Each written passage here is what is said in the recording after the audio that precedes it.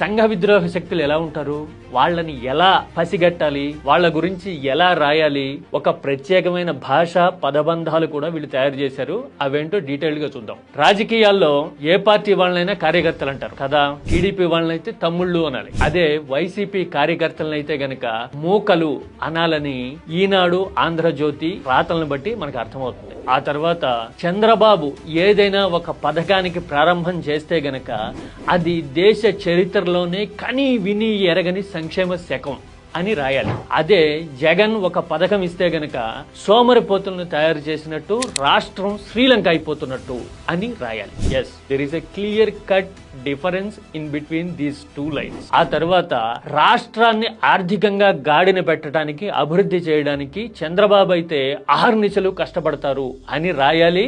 ఆ విషయాన్ని ఆయన కూడా చెప్తారు. అదే జగన్ ఉండగా అయితే గనక ఏ పథకాలు